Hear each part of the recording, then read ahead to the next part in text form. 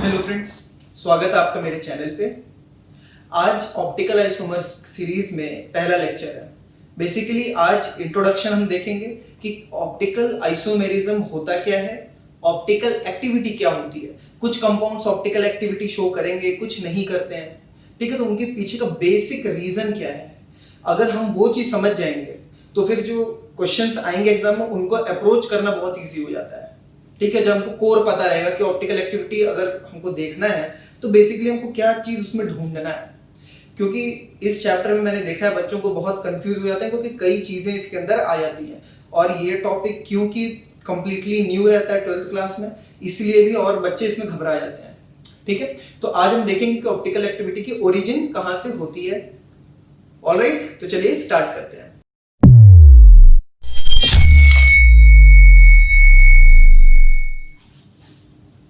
Alright, तो optical isomerism समझने के लिए हमको पोलरीमीटर एक्सपेरिमेंट समझना बहुत जरूरी है, ठीक है। तो आइए देखते हैं। तो सेटअप कैसा है। सेटअप यूं है कि हमने एक सोडियम लैंप लिया है। सोडियम लैंप की खास बात क्या होती है कि ये जो भी लाइट एमिट करता है उसमें सिर्फ एक वेवलेंथ प्रेजेंट रहता है। अगर मैं ट्यूबलाइट ले लूं या बल्ब ले लूं या सनलाइट ले लूं, कोई नॉर्मल लाइट ले लूं, तो उसके अंदर मल्टीपल वेवलेंथ्स प्रेजेंट रहते हैं, राइट। ये हमको पता है। बट जो सोडियम लैंप होगा उसमें सिर्फ एक वेवलेंथ की लाइट प्रेजेंट रहती है और वो होती है येलो लाइट। ओके, सिंपल सी बात है। अब हमें सिर्फ एक वेवलेंथ वाला ही लाइट क्यों चाहिए, थोड़ा होल्ड ऑन करते हैं, वो यहां से समझ में आएगा, ठीक है। फिलहाल सेटअप यूं था कि यहां से हमने एक वेवलेंथ वाली लाइट चूज की। मोस्ट कॉमनली वो सोडियम लैंप होती है, ठीक है, जिसका वेवलेंथ फिक्स्ड है। फाइन। तो अब यहां से लाइट निकल के आ रही है। अब जो मैं बताना चाहता हूं कि हमने पढ़ा था एटॉमिक स्ट्रक्चर में, राइट, कि कोई भी लाइट अगर है तो वो क्या होती है, इलेक्ट्रोमैग्नेटिक वेव। मतलब क्या है कि अगर उस लाइट को मैं यहां ड्रॉ करना चाहूं तो वो कैसा दिखेगा, ध्यान से देखना, ठीक है। तो जो लाइट यहां से अगर मैं ड्रॉ करना चाहूं तो क्या होगा कि मान लो कि लाइट यहां से बाहर की ओर आ रही है, ठीक है। अगर मैं समझाऊं तो मान लो लाइट अगर तुम्हारे पास आ रही है, ठीक है, इस तरफ से, तो डायरेक्शन ऑफ प्रोपोगेशन क्या हो गया, टुवर्ड्स द कैमरा, राइट। इसमें क्या होगा कि इलेक्ट्रिक फील्ड जो होगा, तो इलेक्ट्रिक फील्ड मान लो परपेंडिकुलर डायरेक्शन में वाइब्रेट कर रहा है इस तरीके से, राइट। तो मैग्नेटिक फील्ड इसके परपेंडिकुलर होगा। ओके, तो अगर एक इलेक्ट्रिक फील्ड इस डायरेक्शन में है तो एक इलेक्ट्रिक फील्ड इस डायरेक्शन में भी होता है, एक इलेक्ट्रिक फील्ड इस डायरेक्शन में भी होता है, राइट। कोई भी डायरेक्शन ले लो, ठीक है। मतलब यहां से कोई भी डायरेक्शन तुम ले लो तो सब में क्या है, इलेक्ट्रिक फील्ड है और सभी के परपेंडिकुलर। तो अगर मैं यूं लूं तो इसके परपेंडिकुलर कुछ यहां पाएगा, राइट। और अगर मैं ऐसे ले लूं इलेक्ट्रिक फील्ड तो इसका परपेंडिकुलर ऐसा हो गया, right. I hope I am making sense, right. तो कोई भी इलेक्ट्रिक फील्ड है तो इलेक्ट्रिक फील्ड के परपेंडिकुलर कौन होता है, मैग्नेटिक फील्ड, राइट। और अगर एक इलेक्ट्रिक फील्ड ऐसा है तो एक इलेक्ट्रिक फील्ड ऐसा भी होगा, ऐसा भी होगा, ऐसा भी होगा, पूरे डायरेक्शन में होगा, राइट। तो अगर मैं उसको यहां ड्रॉ करूं तो वो कैसा दिखेगा कि इलेक्ट्रिक फील्ड एक अगर इस डायरेक्शन में वाइब्रेट कर रहा है तो एक हॉरिजॉन्टल डायरेक्शन में भी होगा, राइट, और एक इस डायरेक्शन में भी होगा, एक इस डायरेक्शन में भी होगा, राइट। इसके बीच वाले डायरेक्शंस में भी वाइब्रेशन होगा। और अगर मैं इलेक्ट्रिक फील्ड बोल रहा हूं तो सबके परपेंडिकुलर कौन होगा, मैग्नेटिक फील्ड भी होगा, राइट। ओके, तो ऐसे लाइट को जिसमें वाइब्रेशन हर डायरेक्शन में होता है, जो नॉर्मली किसी भी लाइट में होता है, ऐसे लाइट को हम अनपोलराइज्ड लाइट बोलते हैं। अनपोलराइज्ड लाइट, ठीक है। सनलाइट हो गया, कोई भी नॉर्मल लाइट होगी, वो अनपोलराइज्ड लाइट होता है। मतलब अगर डायरेक्शन ऐसा है प्रोपगेशन का तो उसमें इलेक्ट्रिक फील्ड, अगर मैं एक फील्ड की बात करूं तो इलेक्ट्रिक फील्ड वो ऐसे ऐसे, राइट, 45 डिग्री सारे डायरेक्शन में उसके वाइब्रेशंस होंगे। ओके, अब सेटअप में क्या आता है, नेक्स्ट आता है निकोल बाइप्रिज्म। निकोल बाइप्रिज्म एक तरह का पोलरॉइड है। पोलरॉइड, इस बात को ध्यान से समझना कि पोलरॉइड का फंक्शन क्या होता है, वो करता क्या है। तो पोलरॉइड में जब भी लाइट फॉल करती है, इसका सब्सटेंस क्या होगा, ये क्या करेगा कि ये सारे वाइब्रेशंस को, मतलब इसमें मान लो अगर 1 2 3 4 5 ऐसे हैं तो ये क्या करेगा, सारे वाइब्रेशंस एब्जॉर्ब कर लेता है। बट सिर्फ एक डायरेक्शन के वाइब्रेशन को ये अलाउ करता है। मतलब कि मान लो कि एक वर्टिकल में भी आ रहा है और एक हॉरिजॉन्टल वाइब्रेशन भी आ रही है इलेक्ट्रिक फील्ड की, तो ये क्या करेगा, मान लो कि हॉरिजॉन्टल वाला एब्जॉर्ब कर लिया, बट ये जो वर्टिकल वाला था इसको आगे जाने दिया, राइट। तो यहाँ पे क्या है, मल्टीपल डायरेक्शंस है। हम मान लेते हैं कि हमने वर्टिकल वाला चूज कर लिया, हम चाहते हैं वर्टिकल दे, ठीक है। तो अब ये क्या करेगा, ये वाला जो 45 डिग्री पे, ये जो हॉरिजॉन्टल है ये 45 डिग्री, इनको क्या करेगा, ये एब्जॉर्ब कर लेगा, आगे नहीं जाने देगा, और जो वर्टिकल वाला है उसको ये आगे जाने देगा। तो मतलब कि अब जो लाइट निकल के आएगी उसमें सिर्फ वर्टिकल वाला ऑसिलेशन रहेगा, वर्टिकल वाला वाइब्रेशन रहेगा, बाकी सारे क्या हो गए, ये एब्जॉर्ब कर लिया। अब हमें ऐसे करने की जरूरत क्यों पड़ी, तो उसका भी मैं आंसर दूंगा इसके एंड में, ठीक है। तो हमने क्या कर दिया कि अब जो लाइट आ रही है, अगर इसको मैं विजुअलाइज करूं तो क्या होगा कि अब जो लाइट आपके पास आ रही है कैमरे की ओर, राइट, इसमें इलेक्ट्रिक फील्ड बस अब मान लो कि परपेंडिकुलर डायरेक्शन में ही वाइब्रेट कर रहा है। ये वाला वाइब्रेशन, ये वाला वाइब्रेशन, ये वाला इस डायरेक्शन का जो वाइब्रेशन होगा, सारे वाइब्रेशन क्या हो गए, एब्जॉर्ब हो गए, सिर्फ वर्टिकल वाला वाइब्रेशन ही आगे जा पाया। Okay, right. तो अब इसको हम क्या बोलते हैं, ऐसे लाइट को हम बोलते हैं कि ये प्लेन पोलराइज लाइट है, सिर्फ एक प्लेन में, मतलब ना इस डायरेक्शन में ना इस डायरेक्शन में, सारे कैंसिल हो गए, सिर्फ एक प्लेन में वाइब्रेशन उसकी बच गई। तो ऐसे लाइट को हम क्या बोलते हैं कि ये एक प्लेन पोलराइज्ड लाइट है, प्लेन पोलराइज्ड लाइट, और शॉर्ट में पीपीएल, प्लेन पोलराइज्ड लाइट या पीपीएल। ओके, तो यहां तक तो रहा सेटअप वाली बात है, ठीक है। अभी हम केमिस्ट्री ऐसा कुछ स्टार्ट नहीं हुआ है, तो यहां तक इसको याद कर लो, ठीक है, कि कैसे कैसे पीपीएल प्रोड्यूस होता है। फाइन, अब हम क्या करते हैं कि पीपीएल को पोलरीमीटर में पास करते हैं, पोलरीमीटर के अंदर हम किसी कंपाउंड का सॉल्यूशन बना के उसके अंदर डाल देते हैं, ठीक है। अब क्या होगा कि ये जो सॉल्यूशन है, हमको 3 केस देखने मिला है कि ये सॉल्यूशन इस पीपीएल के साथ क्या क्या कर सकता है। तो 3 केस पॉसिबल होते हैं। वो केसेस क्या है, जरा ध्यान से देखना। तो एक केस क्या होगा कि मान लो जो लाइट आ रही है, ठीक है, मैं बना लेता हूं ऐसे। तो एक केस क्या था कि पहले तो लाइट वर्टिकल डायरेक्शन में थी, बट जब इससे पास हुई तो वो कुछ इस तरीके से वाइब्रेट कर रही है, मतलब कि ये इस तरीके से था, बट अब जब बाहर आया तो वो कैसा हो रहा है, ऐसा हो रहा है। तो अभी मतलब क्या है कि वो इस डायरेक्शन से इस डायरेक्शन में क्या कर गया, रोटेट कर गया। तो ये जो पोलरीमीटर है ये एक डिवाइस है जो कि हमको ये रोटेशन का एंगल मेजर करके बता देता है कि जो पीपीएल है वो कितने एंगल रोटेट हो गया। वो चीज मेजर करने की जो डिवाइस होती है उसे हम क्या बोलते हैं, पोलरीमीटर।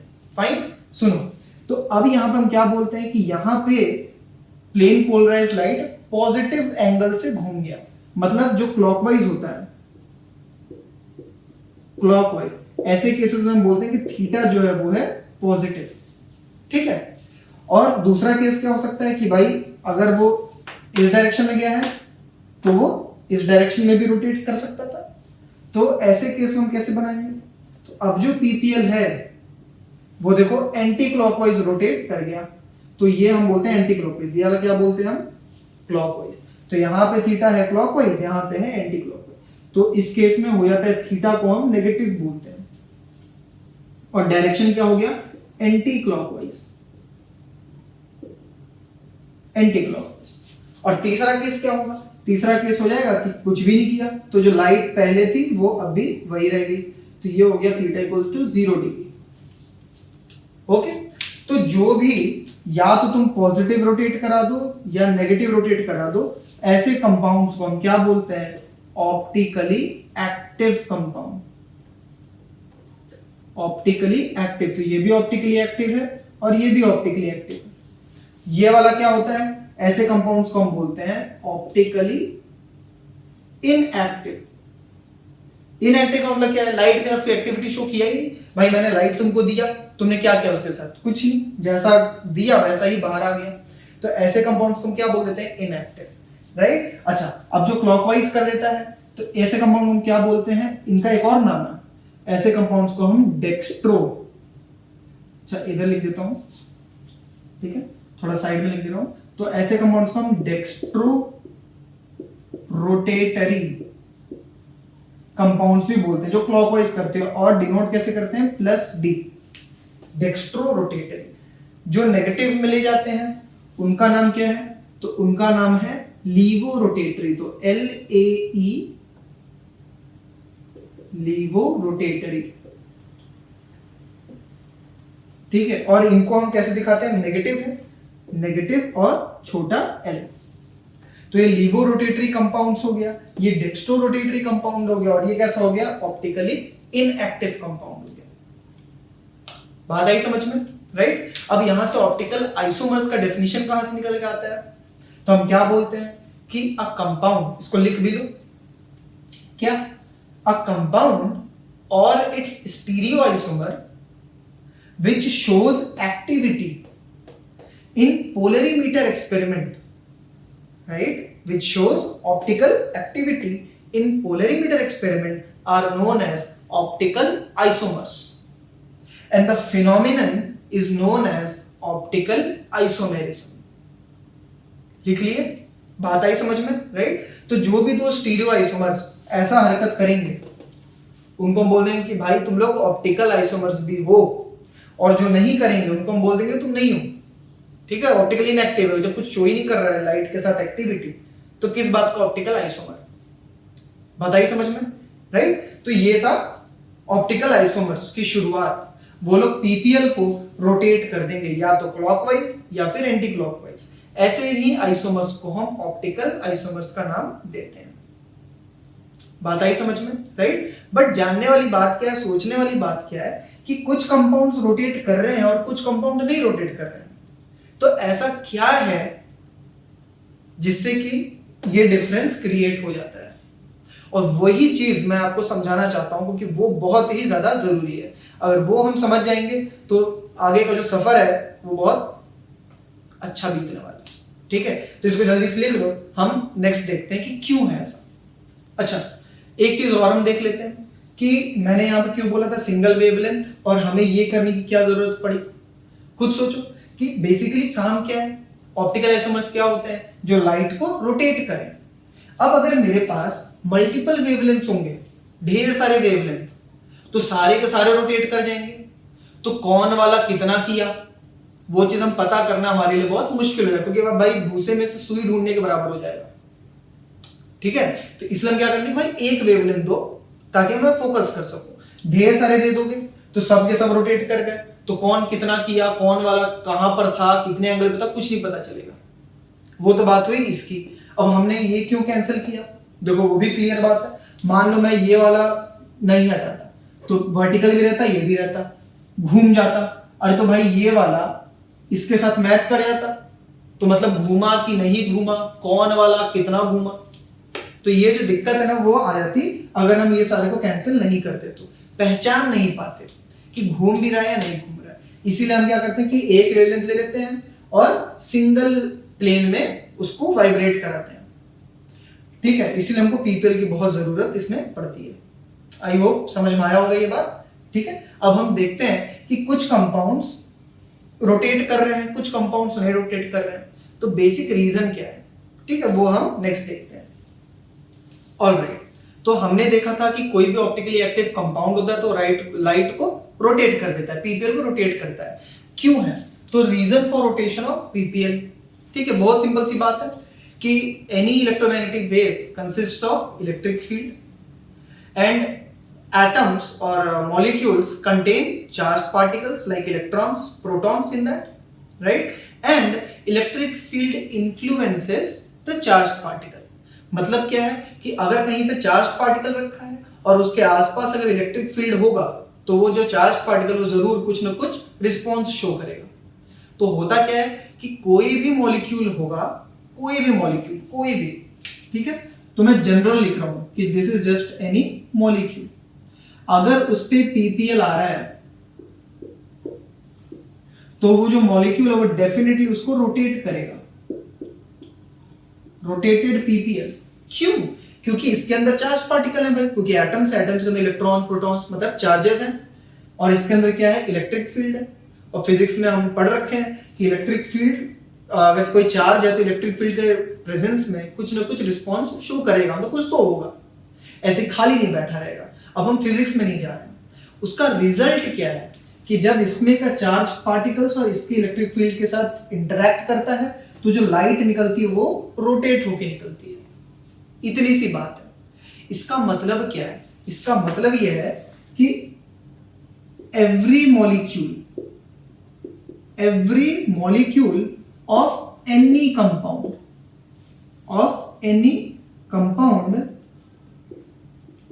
Can rotate PPL.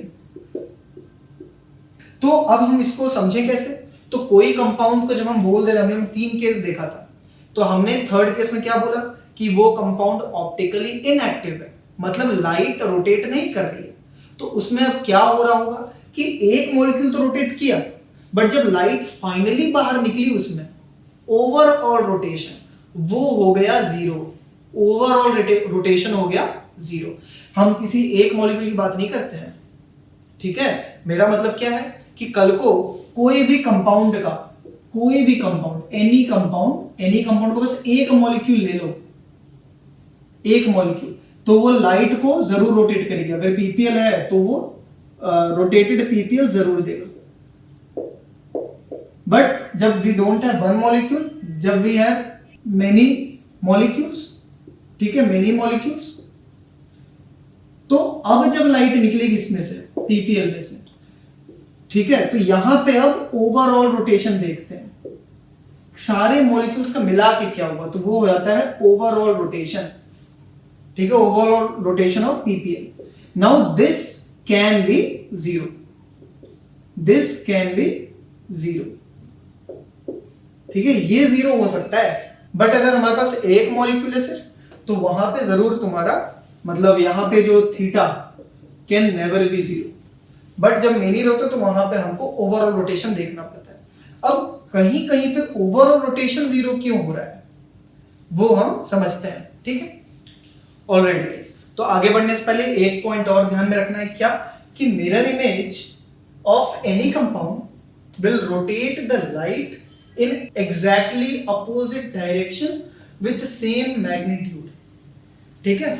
मतलब कोई भी कंपाउंड का मिरर इमेज बनाऊंगा तो अगर ये क्लॉकवाइज घुमाता है तो ये क्या करेगा, एंटी क्लॉकवाइज घुमाएगा और सेम मैग्नीट्यूड में, ठीक है। ये प्रॉपर्टी होती है, नेचर होता है किसी भी मॉलिक्यूल का, उसका मिरर इमेज हमेशा उल्टा काम करेगा, ठीक है, ये ध्यान में रखो।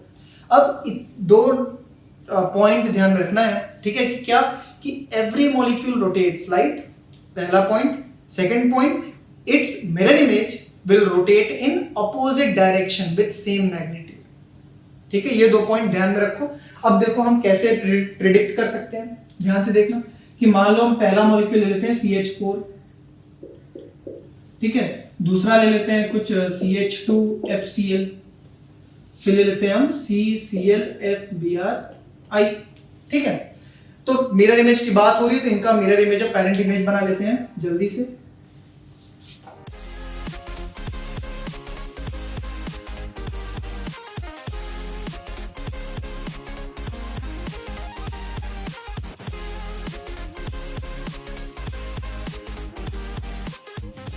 ठीक है, तो ये तो हुआ पेरेंट इमेज और मिरर इमेज। लिख लेते हैं एक का कि ये क्या है, इसको हम बोलेंगे पेरेंट इमेज, ठीक है, PI, और इसको क्या बोलेंगे, मिरर इमेज, MI, ठीक है, MI, PI MI PI MI, ठीक है। चलो अच्छा, अब जल्दी से एक काम कर लेते हैं, क्या कि क्या मिरर इमेज जो भी हमने बनाए, मिरर इमेज वो पेरेंट इमेज के एग्जैक्टली बराबर है कि नहीं, मतलब क्या ये दोनों आइडेंटिकल हैं या नहीं, ठीक है। तो फिलहाल के लिए हम स्ट्रक्चर से देख लेते हैं जल्दी से। ओके, देखो यहां पे क्या है, चारों हाइड्रोजन है, ठीक है। तो अगर मैं बीच में मिरर रख दूं तो दोनों देखो क्या दिखेंगे, सेम दिखेंगे, ठीक है। तो सारे व्हाइट वाले क्या है, हाइड्रोजन है, ब्लैक वाला कार्बन है।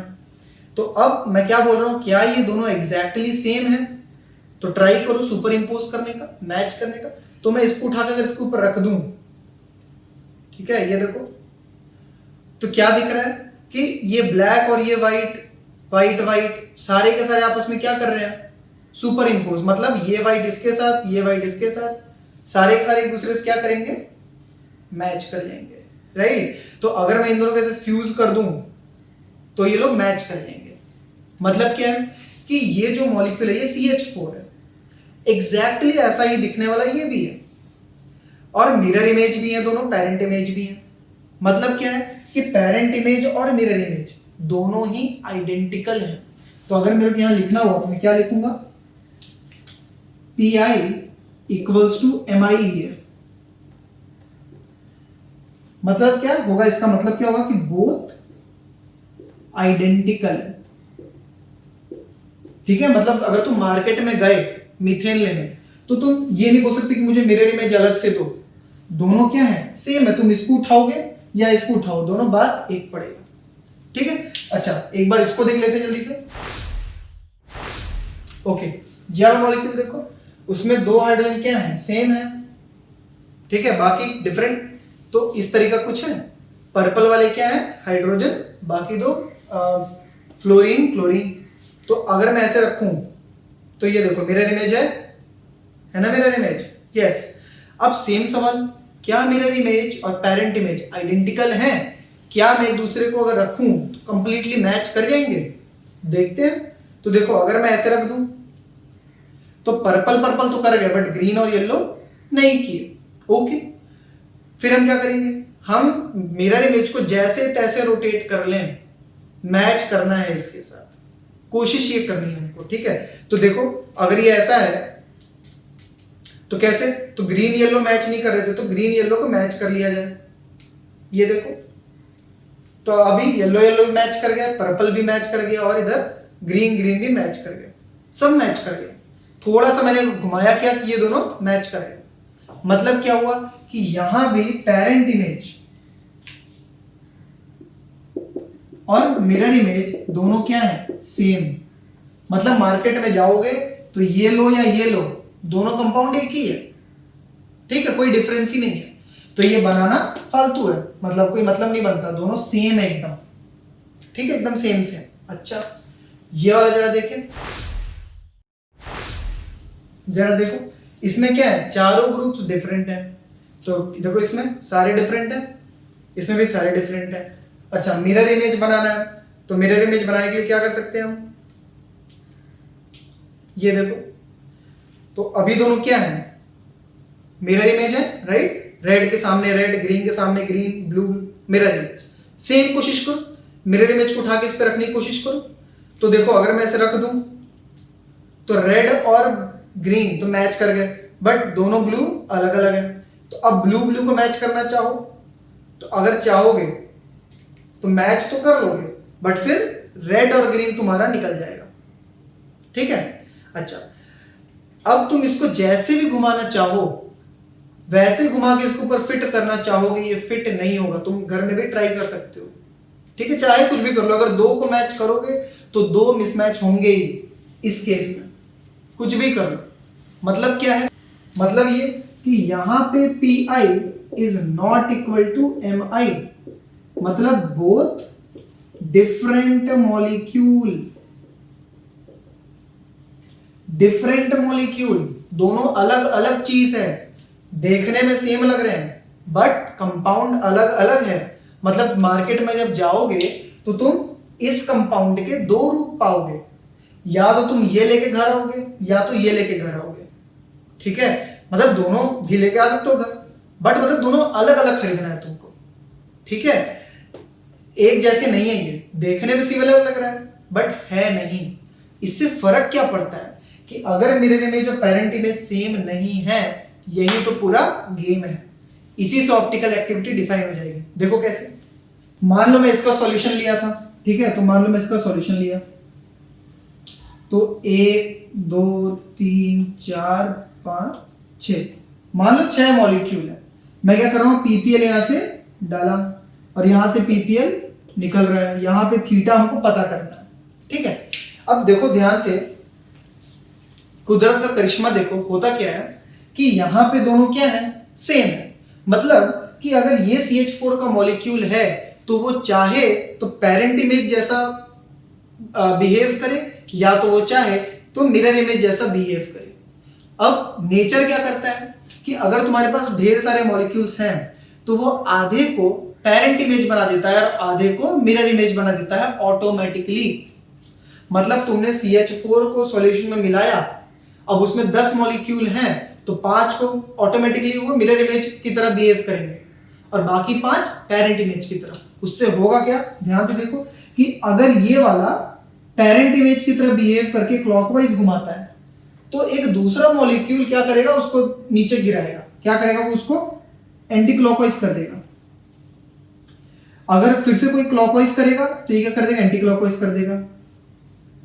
अगर कोई एंटी क्लॉकवाइज करेगा तो दूसरा मॉलिक्यूल क्या कर देगा, उसको क्लॉकवाइज कर देगा। मतलब कैंसिल कर देते हैं सब, बड़ी लड़ाई होती है।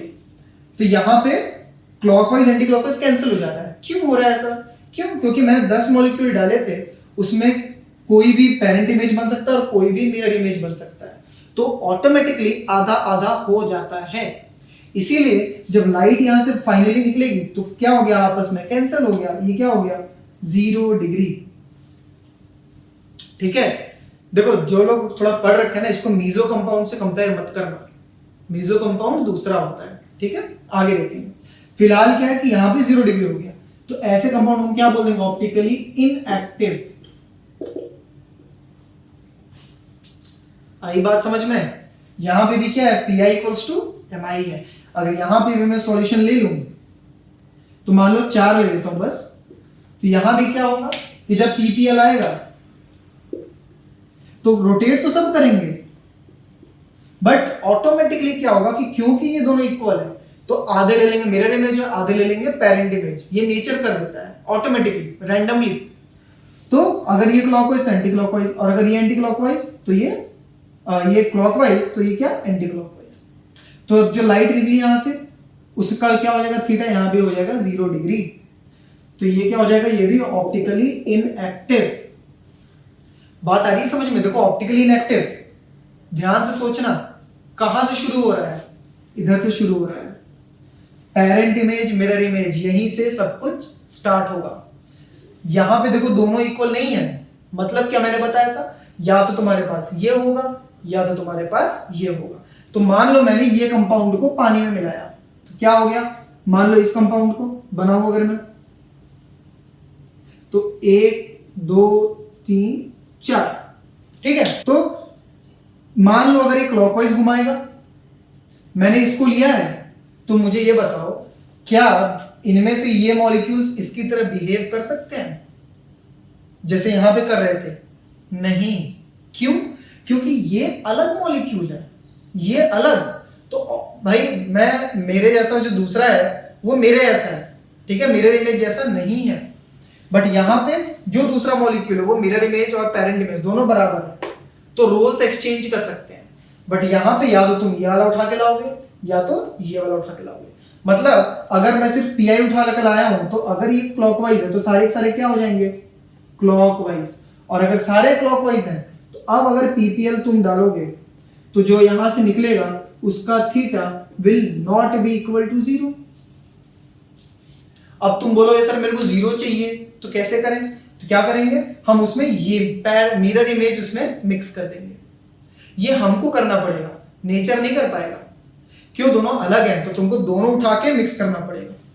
इसमें तुम बस एक डालो और ऑटोमेटिकली आधा आधा हो जाता है सब। तो इसमें क्या करेंगे, जब मैं इसको उठा के इसमें डालूंगा 4 मॉलिक्यूल, इसको उठा के इसमें डालूंगा तो वो 4 और ये 4 कैंसिल करके 0 दे देंगे। वैसे को हम क्या बोलते हैं, रेसिमिक मिक्सचर। आगे पढ़ेंगे हम ये सब, ठीक है। तो ये हुआ ऑप्टिकल एक्टिविटी की कहानी। क्या अगर मैं सब समराइज करूं तो बेसिकली पीपीएल को जो भी फाइनली रोटेट कर दे वो क्या हो जाता है हमारे लिए, ऑप्टिकली एक्टिव कंपाउंड हो जाता है। और जो रोटेट ना करे वो ऑप्टिकली इनएक्टिव हो जाता है। मजे की बात क्या थी कि रोटेट तो देखो सब कर रहे हैं, बट ओवरऑल क्या हो जा रहा था, 0। क्यों? क्योंकि मिरर इमेज और पेरेंट इमेज हो जा रहे थे बराबर, और उससे इस लाइन की वजह से फाइनल रोटेशन हो जा रहा था 0। जरा सोचना इस बात को, ठीक है। अच्छा, एक जाते आते एक बात और बता दूं कि एग्जाम में अगर क्वेश्चन आ गया कि क्या ये ऑप्टिकल एक्टिव है या इनएक्टिव है, तो वहां पे हमको ये नहीं करना पड़ेगा, वहां पे मॉडल तो रहेगा नहीं कि भाई एक लेके उस पे ऐसे ऐसे घुमा के फिट कर रहे हैं। उसका ट्रिक है। ट्रिक क्या है कि आगे हम पढ़ेंगे कि कुछ सिमेट्रिकल एलिमेंट्स होते हैं, सिमेट्री। तो अगर मिरर इमेज और पेरेंट इमेज बराबर हो रहे हैं, इसका मतलब ये है कि इसके अंदर कुछ ना कुछ सिमेट्री है। सिमेट्री बराबर हो रहा है यहाँ पे नहीं, इसका मतलब यहाँ पे सिमेट्री एब्सेंट है। यहां बराबर हो रहा है मतलब इसके अंदर सिमेट्री है। तो जब एग्जाम आएगा ना तो ये नहीं करना है, दोनों को ऐसे ऐसे नहीं करना है। हम क्या करेंगे, क्वेश्चन देके हम उसमें सिमेट्री ढूंढेंगे। अगर सिमेट्री है तो ये होगा, और अगर ये होगा तो ये होगा, ये होगा तो ये होगा। बात आई समझ में? और अगर सिमेट्री नहीं है तो फिर ये हो जाएगा। जब ये हो जाएगा तो ये नॉट इक्वल टू 0, मतलब रोटेट तो होगा, रोटेट होगा तो ऑप्टिकली एक्टिव हो जाएगा। ठीक है, मैं लिख देता हूं ऑप्टिकली एक्टिव। ओके, तो ये थी पूरी राम कथा कि ऑप्टिकल एक्टिविटी होती कैसे, अराइज कैसे होती है। तो अगर मैं एक फाइनल लाइन बोलूं तो the symmetry inside any molecule is the essence of optical activity. Symmetry ही हमको बताएगी कि ऑप्टिकल एक्टिविटी शो करेगा या नहीं करेगा। सिमेट्री, ठीक है। सिमेट्री बोले तो हम ये चीज पता करते हैं उससे, ये होगा तो ये होगा तो ये। ठीक है, आई होप, देखो ये थोड़ा डीप लेक्चर था, ठीक है, मतलब ये सब समझने के लिए था, बट अगर समझने की कोशिश करोगे तो फिर आगे का जो क्वेश्चन बहुत इजी लगेंगे तुमको। ठीक है, कि सिमेट्री क्यों है, क्या यूज है उसका, ठीक है, ऑप्टिकल एक्टिविटी कैसे है, इनएक्टिविटी कैसे है। ठीक है, तो इसको एक बार दो बार रिप्ले करके देखना। ठीक है, ये थोड़ी नई चीज है तो शायद थोड़ा हेवी लगे, बट जरूर इसको एक बार देखना, और फिर हम मिलते हैं नेक्स्ट वीडियो में। तब तक के लिए thank you and bye bye.